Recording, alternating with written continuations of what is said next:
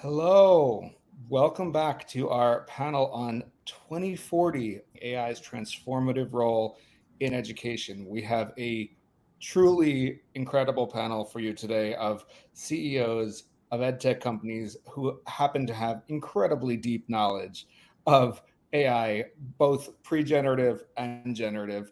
I'm going to start this panel. I know people are still trickling in. We'll give a few more seconds, but I'm going to start this panel by just giving each of our panelists a minute to introduce themselves and their companies. And it really is a very esteemed group here. So let me start with Ngiam. Can you tell us about Lutra, what you're doing, and your background in AI? Great. Hi, I'm teacher Ngiam. So actually Ngiam is my last name. That's easy to pronounce. So Lutra is a company that's looking into how we can use the latest AI models' abilities to plan and reason to help people really automate the mundane and repetitive work in their lives and really get back time so that they can do the more interesting things, high-level things, creative things. And so really looking into if you're doing something over you automate that in a very simple way, just through English. Myself, before Lutra, which I started this year, I was at Google Brain for 4.5 years doing machine learning research. And then before that, I was at Coursera for 7-8 years there as one of the founding employees that helped to build the company from the ground up, helped to build the first machine learning class, and helped to build on all the initial deep learning models back in like 2009 since then. Absolutely. Mario, tell us about Readocracy and your background in AI and tech. Yeah, honored to be here because such amazing people here and also through the other sessions. So thank you. It's funny because I studied robotics engineering, so I guess technically I was in the AI space, way before, and then I went sharply away from that, and now I find myself back in the space. That's interesting, full circle. With Readocracy, we're trying to create a future where how we inform ourselves matters more. We can have a future where being well informed matters more than being loud. Obviously, so that we can have a future together at all. I think we can agree that's really important. And so with Readocracy, we basically make all the content you consume anywhere count, all the self-directed learning you do. So all the articles, YouTube videos, papers, PDFs, books, all the stuff you spend time on that you have no evidence of. Privately, we give you insights like a Fitbit for your mind. So you understand how it's affecting your emotions, your bias, worldview. And you can turn the best of it into ways of proving yourself on any subject, including employer-ready credentials, micro-credentials, LinkedIn upgrades, and all sorts of other ways. And with AI, we're getting to the point where you'll be able to use your knowledge graph to actually help you license and benefit through this new AI wave without just handing your data over to the big tech players. So yeah, that's what we're doing with Readocracy. Yeah. So with Lutra, you can use plain language to do these incredible workflows and make them happen. With Readocracy, it can basically give you credit for every YouTube video you watch, every article, every website, everything you do online, and actually consider it as learning material and give you credit for it, as well as quiz you on it using AI. Let me pass it to you. Tell us about Workera, one of the giants of this generation of AI in EdTech. Yeah, thanks, Alex, and hi, everyone. Glad to be here. I'm Kian. I'm the CEO and founder of Workera, and I'm also a lecturer in computer science at Stanford, where I focus on deep learning and neural networks. So the story of starting Workera was I taught AI with Andrew Ng, both at Stanford and outside of Stanford. We had a lot of students. We had probably millions of students. And one thing that came up when I was talking to those students was that they're drowning in an ocean of content. There's just so much information to ingest. You have 10,000 ways of learning any skill. And what their struggle was in their career was not access to content anymore. It was understanding my skills. What am I good at? What am I not good at? What are my unknown unknowns? Can you benchmark me? I may be better than some of the top engineers in Silicon Valley. I will never know because I'm not in Silicon Valley and I don't know how to compare myself. So we decided to focus on the problem of measurement and scaling mentorship. And mentorship starts with measurements. You cannot really mentor a learner without understanding their capabilities granularly. So we took a lot of the methods from psychometrics, we mixed them with modern AI, and today we are doing that for a lot of organizations in the world, usually large organizations that are trying to personalize learning, personalize the work experience for their employees, using skills assessments that are formative and engaging for their employees. And we've been doing that for about 3.5 years, and we recently raised our Series B. And so excited to tell you more about it later. Phenomenal. And last but not least, Sourabh, tell us about Uplimit and your experience amazing experience in AI, bringing you to being the technical co-founder of Uplimit. Yeah, I'm Sourabh. I'm the CTO and co-founder of Uplimit. Uplimit's in the adult education space, similar to Workera, where we basically provide like lifelong learning. And the core premise for us was like AI had this opportunity to like scale a lot of the things that were unscalable about education. So think about like supporting students, answering questions, giving feedback, a lot of the things that Kian and Ngiam alluded to. So that was the core premise of Uplimit. Prior to Uplimit, I was at Google Brain as well. And then before that, I was an early engineer at Coursera. Amazing. So we have decades of AI experience in this room, and people have thought very deeply. And this conversation is meant to be the most out there speculative one, but I wanted to keep it grounded, right? Everybody has an opinion about AGI or robotics or what's going to happen in the world in 15 years. But this is a group of panelists who truly understands AI at a very deep level and understands the sort of societal role of it, has watched it grow. And we're going to try to hit a balanced mode of what's possible without getting too over our skis in a sci-fi way. So with that in mind, I want to go around again just at a high level. We're sitting here 15 years from now or 16 years from now. It's 2040. All of our children are grown up. We are in different phases of our career.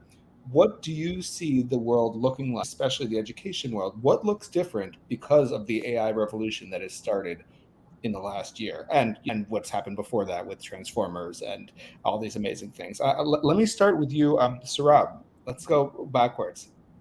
Okay, I think one, it's like obviously like really hard to predict the future, but I think one thing that is definitely going to change is like today we live in this world where education is mostly like a phase of life concept, where you learn for like a few years and then like you generally expect to have like pretty long career and like people like do like micro learning along the way.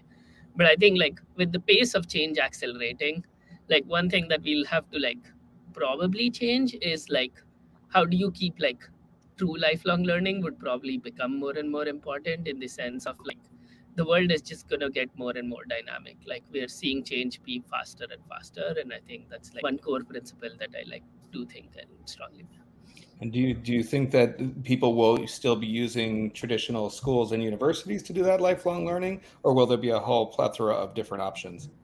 I think it'll be a combination, I think is my guess, which is like there's a lot that a university provides that is beyond just like actual like credentialing or specific knowledge that you gain there. So I think there's like a ton of value there. But also I think either universities evolve or we'll see newer paradigms that are like more flexible to this nature, where if people are learning, they're not learning like full time, they're not learning like for years at a time. So a lot of those shifts would over time happen, and like just see like mediums like fill that gap. Yeah. Kian, how about you? You've been thinking about assessment, measurement, and these cutting edge AI skills. I think you just launched something today, the skills map. You could tell us about that, but I just got an email in my inbox. Tell us about where you see this all going over the next years. And yes, there's a question in the chat about why wait 15 years. This may happen a lot faster than we think, but I'm curious what you're happening a decade or so out. Yeah, I bucket it into two parts. AI's impact on the workforce and AI as a technology, what it's going to do and innovations that are going to happen. I'm really interested in the workforce, partly because it's my work, chief data officer, trying to help them understand what's going to happen in the workforce.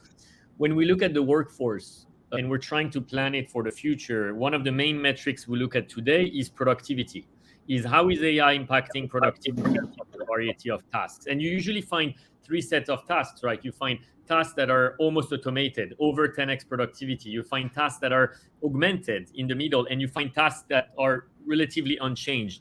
And when we look at it, I believe in 15 years from now, about a third of the jobs that we know today are going to be gone. I think so. And certain areas will be more affected than others. About a third of the jobs are going to be merged with each other. So I'll give you an example. Probably the productivity improvement in content marketing and in creative design are going to improve in the model that will be augmented but not automated, so that one marketer will probably take now care of content and design at the same time. It's just one example. And then you'll have about a third jobs that will remain unchanged. Like I believe if you're an electrician or a plumber, it's really hard to believe that we'll build a robot that will be flexible enough to go in difficult areas and make those changes. I think it's going to be longer. That's one thing. And then net, I think there will still be more jobs, meaning that unemployment will go down globally. I think that there's investments that will create more green jobs and move some of the oil and gas jobs into green jobs. The population aging is going to create more jobs in healthcare, for example. You may have more jobs in transportation and logistics because of e-commerce that is growing. So there's a lot of impact like that. And the last one I mentioned for the workforce is oftentimes we forget regulations are the main driver of jobs. If you lived through GDPR, you probably know how many jobs it created in Europe. It was crazy.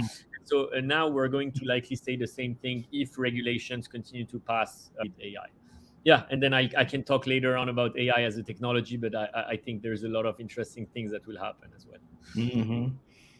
Mario, let me pass it to you. And we have a question in the chat about the TV over your shoulder. So maybe you can include in your answer what that is and if that is related to. I wish it was. No, that's just one of those special edition Lego sets for Super Mario that shows you the old school Super Nintendo Mario, but it's got like Lego and you can make it go through. It's one of my brother's things, actually. I wish I could take credit. Looking 15 years ahead, and I think it's funny because when I was finishing university, I was part of I won a national competition in Canada for also on 2040. And it was funny because a lot of things we presented, executives would say, you're out there, this is never going to happen. And then it happened sooner. So I think it's appropriate. Whatever we're saying now is probably not going to wait 15 years. It's going to be happening sooner, especially with AI. I think there's the maybe more cautionary negative side of things you can predict for like 10 years from now. And I think there's the things where I think AI might actually have a lot of unintentional positive impacts on school, or at least maybe the way school should be.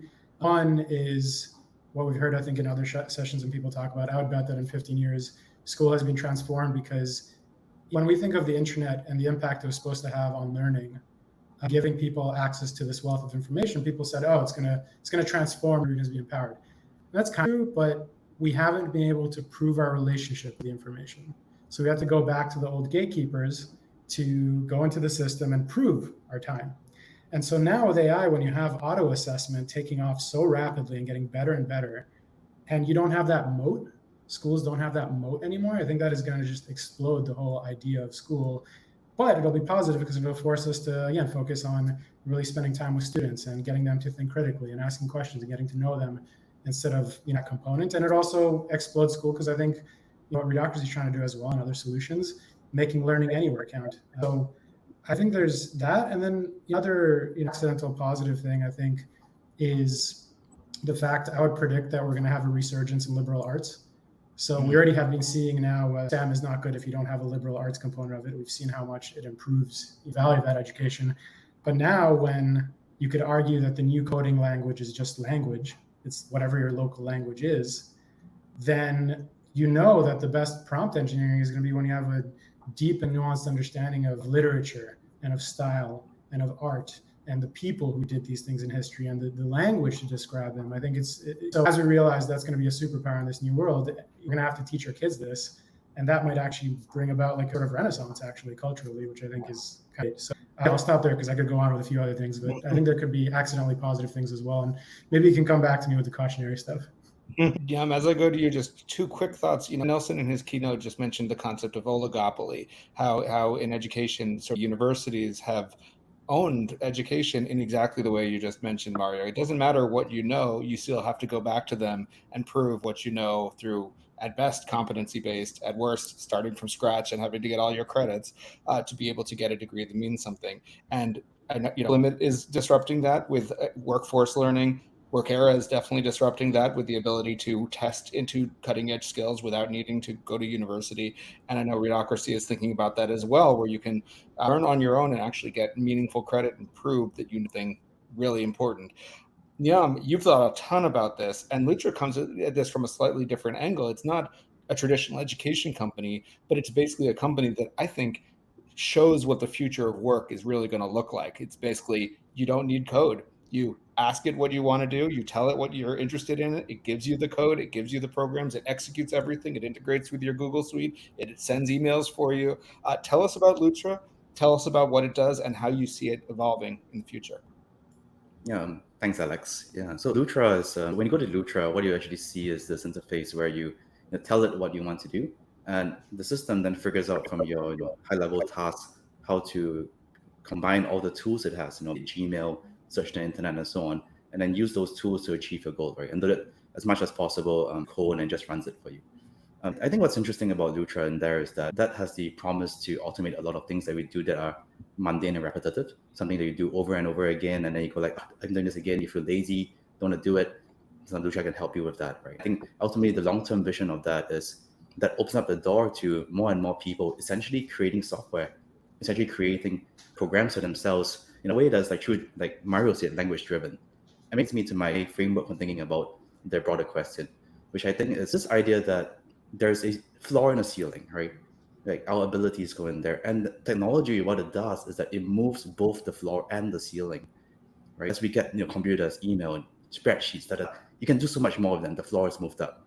Now with GPT and so on, the floor is moved up. I can be a novelist, write my little essay from this thing and say, well, it's going to be great, but I can do a decent job at that. I can make cartoons now with DALL-E and all of that.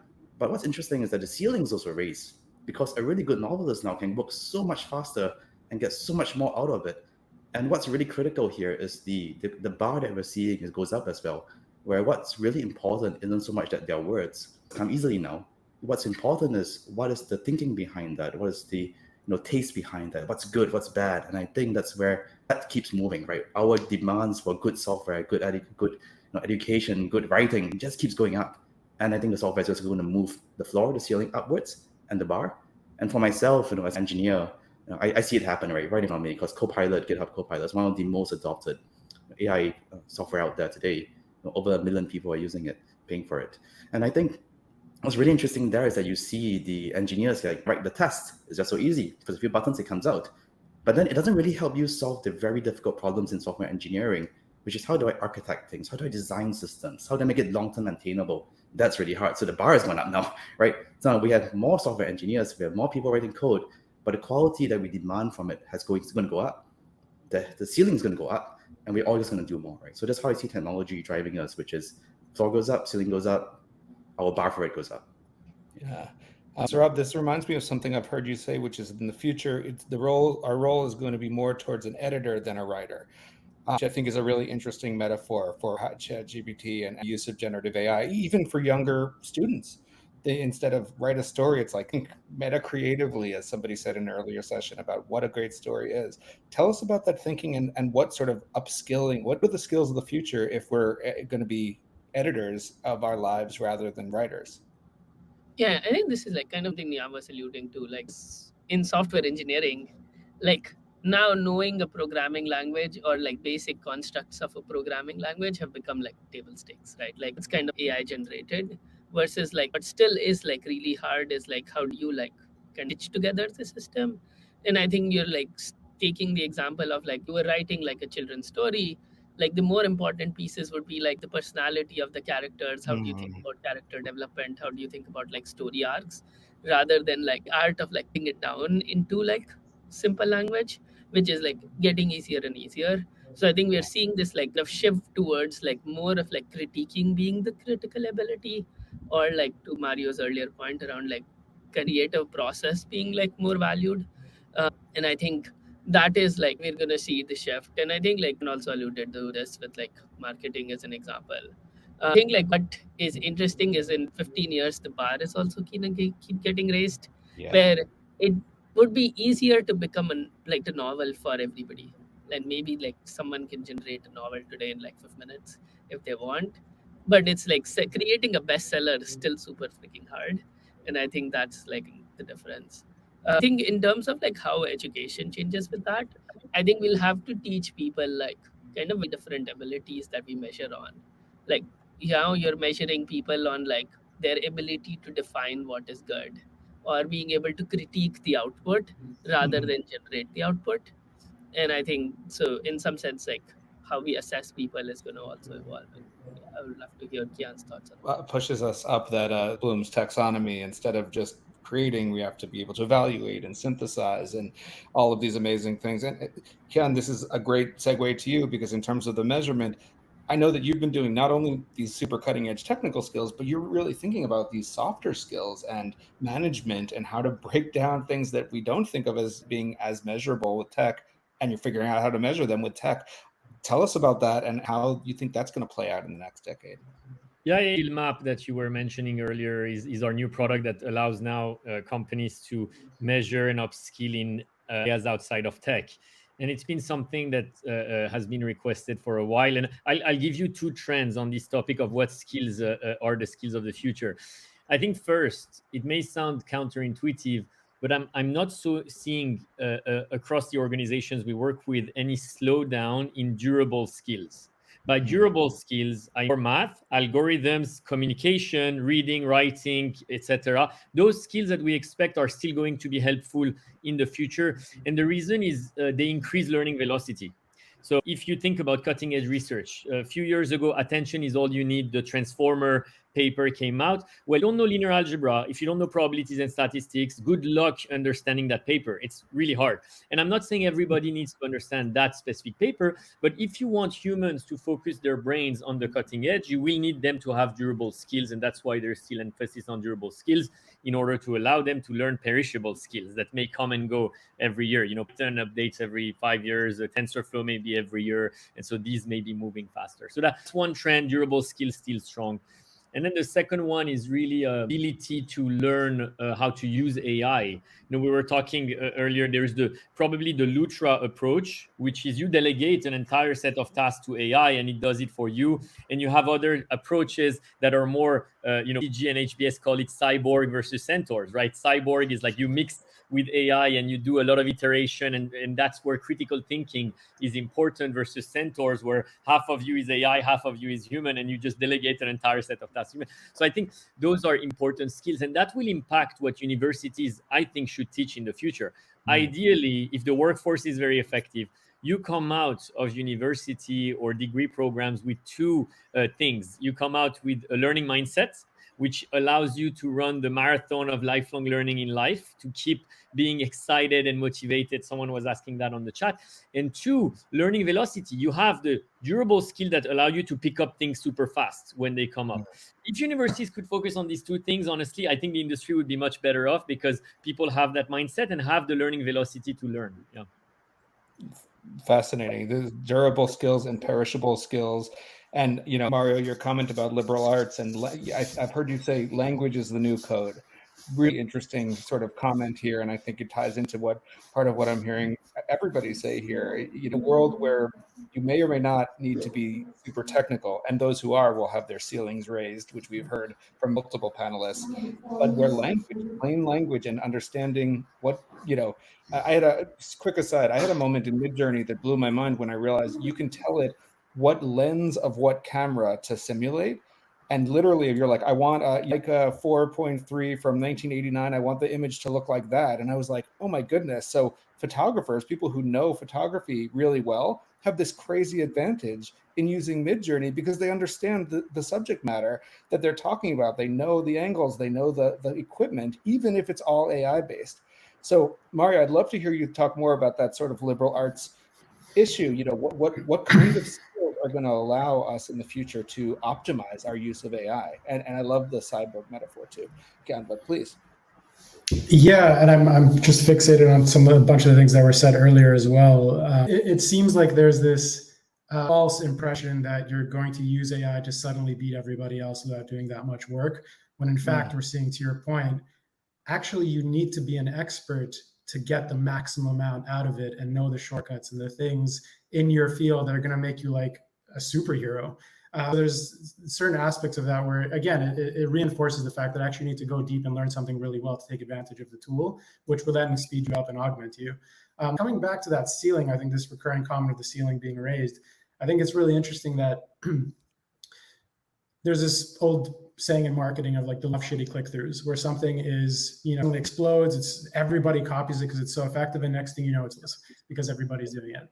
And I feel like to a certain degree, we might be having AI do a certain version of that, where, a conversation the other day, somebody said something very provocative, where AI is going to be the death of content. And what they really meant is, everybody has an easy button that makes them generate pretty impressive stuff. What are you going to do then? How are you going to stand out? And I think coming back to education, I think what's going to be really important, and we're going to see a shift for sure, is not the outcomes, because now it's going to be so easy to fabricate outcomes, but the process, and being able to prove the process and prove your commitment to the subject. And whether that's in school and being able to, dig into that aspect so you can't just lean on the outcome. Also in life, where I think, we talked about this before, Alex, this need of proof of human knowledge, where when everybody is producing the same thing that's pretty high quality, how are you going to prove that you're a human being and you have all this backing to it and you're not just a parrot using ChatGPT or some other model? I think that's going to be a difference. It's going to be, transformational. And I think once we get past this explosion, we need to come back and accentuate the human behind it, because everybody's going to look like some incredible cyborg. Yeah. Ngiam, I'd love to hear you respond to that and to Kian's comment about the cyborgs and centaurs. I know you think a lot about anthropomorphization of AI, a tool, is it a friend, tutor? Do you see a future where everybody's using a Lutra-like tool, except the super technical people who are building the Lutra-like tools? Or do you see a future where everybody is a little bit, in half? Yeah, no, I see AI as tools. I'll be very fond of that, right? I think there's a lot of going on where we anthropomorphize AI because we can chat with it right now. But then if you squint and you kind of carefully, like when you chat with a very big model and a very small model, so to speak, 3.5 or 2 versus 4, you start to realize that, yeah, they both respond in human-like ways. But really what's different is in like what they can do, right? Some of these smaller models cannot even do arithmetic, right? So like that. And so the more I think about AI or AI models is really what can they do and what are they able to achieve? Can they reason? Can they plan? Can they do math? Take a bunch of documents and summarize it in a way that doesn't create false information. And to me, that's like how I think about it. And Lutra is just a tool as well.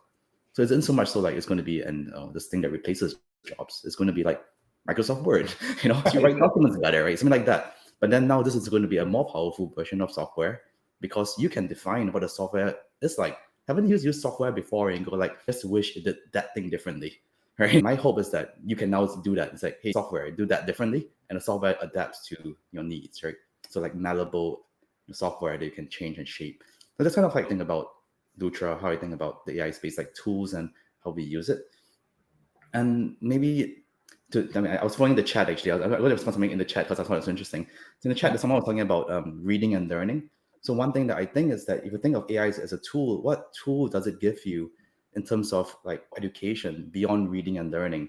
And for me, I think one amazing tool it gives you is the ability to ask. So when I was learning many things, I was sometimes, back in like early 2000s, I would print out stacks of material from OCW, from MIT, try to learn them. Couldn't wrap my head around them. But there was no way for me to even ask a question on like, I didn't get that. Can someone help me, right? I think this AI is now giving a tool for us to not just be able to read and learn, but also ask questions, ask about things we're confused, and then it can respond to those questions directly. And I think that gets us to the two sigma problem, right? So it's very exciting for me to see that will become slowly more and more possible. But there's a lot of problems in here that we need to face, which is going back to the tool understanding thing again, which is, do these tools capture the knowledge correctly? Misinterpreting the knowledge you give it, implies B doesn't mean B implies A, stuff like that, right?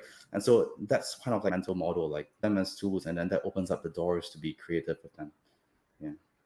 Yeah, it's fun to think of the two different models of the future as cyborg on one hand or Microsoft Word on the other. It's like things become desktop tools that just become part of our life in a very standard way, but obviously enhance our lives, or do they become integrated in this incredibly sci-fi, we look at this thing and an AI gives us a whole, Terminator vision kind of thinking. It's an interesting, totally different ways of looking at it. I want to take a question from the audience, which I think is interesting. It's about the education role, right, in the future in 2040. So what are your thoughts about the statement, AI won't replace educators, and you could fill that in with won't replace XYZ, all of those jobs that can't be completely automated, but the educator that can use AI will replace them.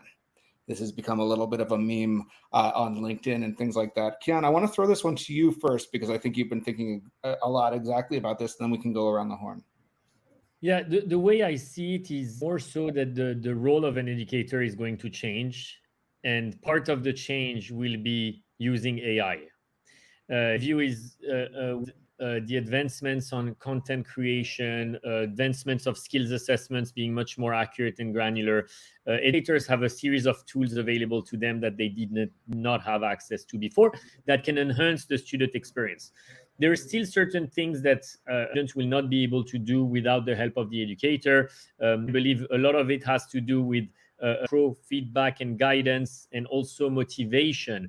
I think I have still not seen an AI system that has been great at setting goals and motivating students to learn, while human facilitators, coaches, educators know how to do that.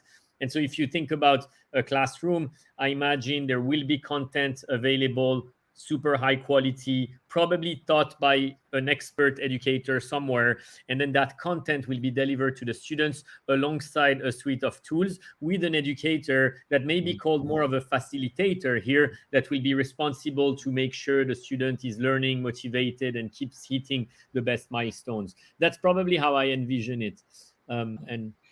So Sourabh, I'd love to hear your thoughts on that. I know Uplimit does a model that sounds a little bit like that. If it's a human facilitator, but with AI tools and AI generated content in some ways. Tell us a little bit about your thoughts on the future of this type of education.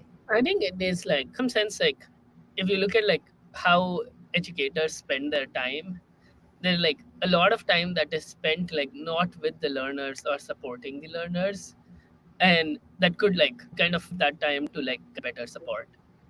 So like a example of this would be like if you're a fourth grade teacher, a lot of the time is spent grading and like giving feedback. But if that could be like automated, but like the educator still is getting feedback on like what students are still struggling with, what piece, how can they personally cater to them, things like that.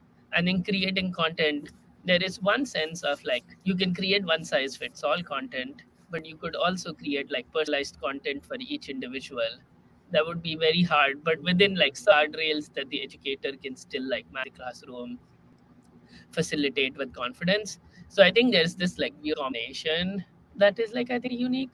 I like strongly believe that like I think there's a lot of things around like connected with your teacher, feeling like you can ask questions, feeling like you have like someone who has your back. I think is like truly important. But how do you like kind of the educator itself with AI? Is interesting because it's like, yeah, would I want every student to get an example from like areas of their interest, or be able to like paraphrase the thing I said in their like interest areas when they have a question? I think is like interesting. I feel like it's been please. No, sorry, I was just going to add one thing, because we talk about educators, and maybe we thought like educators has to be in K-12 or in higher ed. But I'm going to give you an insight on the workforce side, because that's what we're focused on as well. It's oftentimes the educator in the workforce side is the manager. You're expecting the manager to be the educator for an employee. And managers are trying to find what courses to recommend to their employees, but it should not be the job of the manager. The manager, in fact, does not have time to scan the content world and say, this employee is going to have this course, that employee is going to have that research paper. And so AI tools are going to come and make managers better talent managers without actually needing to be expert in talents. At Workera, the equivalent is we essentially give them a psychometrician, AI psychometrician, that they can use to evaluate people and give them feedback and so on, without themselves having a PhD in measurements, which is not necessary for every manager. And I think that's that analogy in the workforce. Yeah, and I think it's like in the workforce space, like most managers have like a lot of different things. Education kind of falls to like second or third priority, or even lower for some of them. Where versus like growing your team and cultivating talent is like a core responsibility. When we like augment them, like continuously becomes more and more important. I also wanted to piggyback really quickly that I take it a step further and say, well, who educator, like beyond work, beyond school, just there are so many brilliant people who are just throwing their content online or putting it somewhere, because they're not in a school or they're at work, we say, and to bring it into those environments for it to be validated. What does it mean when with AI, more people are considered educators. And we already know there's this trend, unfortunately, because systems are not supporting them, that educators are going into unconventional environments and using new platforms. And so I think I think there would be a idea there where, one educator. Yeah. And, talk about how universities were sometimes a little slow to create new majors. They'd be like, tech would move on, but universities wouldn't create a new cybersecurity major for many years or things like that. And now we're in a space where things change pretty much daily or weekly. The change is so fast that the idea of relying on traditional education systems to rapidly keep up almost feels anathema. I'm curious, several people here connected to Stanford, one of the best universities in the world that has been trying very hard to keep up with tech. It's right in the middle of Silicon Valley. Ngiam, let me throw this to you, but I'm curious about what you see as the future of higher ed in a world where, as people are saying, workforce learning is incredible, lifelong learning is incredible, everybody can be an educator and you can learn from online content, you can get maybe certified from online content. What is the role of the university in that world? Yeah, you're asking a very hard question here, but I guess like some perspectives on what I see really needing, what we need in the future of like technology tools available is like thinking, and all those like working in the groups and all of that soft skills. But ultimately, I think it's like I went through the PhD program for a few years, right? And what I got up from there isn't so much the PhD stuff I learned, but more in terms of independent thinking, independent work, struggling with ambiguity, figuring out how to get through that process, right?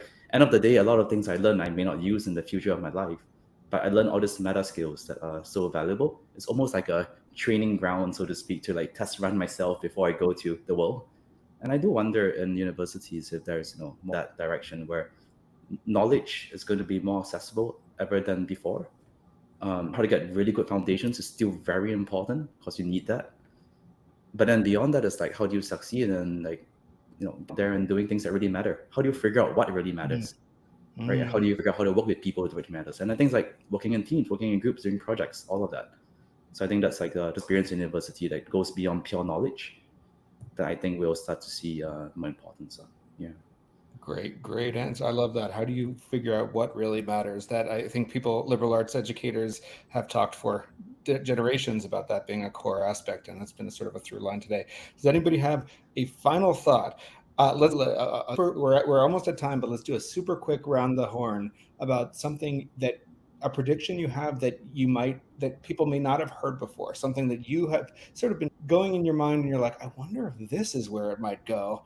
Like too crazy. I'd love to hear your thoughts on that. Start with you, Mario, because I know you think like that a lot of the time. What is the sort of too crazy it just might come true idea? I don't know how crazy it is, but I'm willing to bet that the same way we have regulation now around data, we're going to have regulation which makes it illegal to use AI assistants and companions for surveillance capitalism. Because I think the slippery slope there is horrifying, where you think you're getting advice and it's connecting with you. And it's actually trying to sell you a toothbrush over the course of 3 months without you realizing, even obviously more horrifying scenarios. And so I think there'll be laws that make that illegal. And I think we probably will also at some point see a backlash time where, these are all wonderful, but when we're already concerned that people aren't connecting with humans and they can't be with themselves, they just reach for a phone and go on social media. What is it going to mean when that's just like another screen, but a smarter one? So we're going to we're going to have regulation or some sort of regulatory backlash on that. Great. How about you? What's a crazy idea that's been bouncing around in your head as you do Uplimit? I don't have like any top of mind, but I think the pace of change is going to be slower than most people expect. That is interesting. Yeah. Why? Give us a why.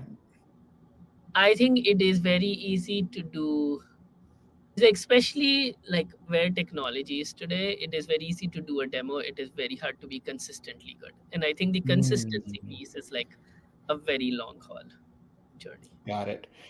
How about you? What's the weirdest idea that's come into your mind over the last year? One, I'll say I agree with Sourabh first on that. If you ask GPT-4, for example, put in a long document and say, give me all the names mentioned, it's going to miss a bunch of them. And you go like, how? What? It's like, that's like a silly thing to do. So I think we are seeing initial emergence behavior that we get excited about, but it may not reflect the true potential or the true capabilities or lack of capabilities of these models. And the idea for me, looking forward ahead, is just thinking about how these models, as they get better, and not just giving us text and images, but being able to generate programs that can do things, that gets really exciting for me, because then we can really start to think about how it can help us in our day-to-day. I think that's pretty exciting. I can't wait for the moment when a fifth grader can say, I have to learn this. Give me a game that'll teach it to me in a way that I actually can digest, and it'll just make a game for them, and it'll be particularly for them. It's coming. Kian, what's the craziest idea that you've thought of? A little bit of what I already mentioned at the beginning. I think a third of the jobs gone, a third of the jobs merged, a third of the jobs unchanged, yet global employment down. And I think the main will happen is we will see more career transitions in the next 10 to 15 years than we've ever seen in the history of humanity, even if you were to add all the career transitions that have happened in the history of humanity. So big take. The age of career transitions. I that over the last few years already.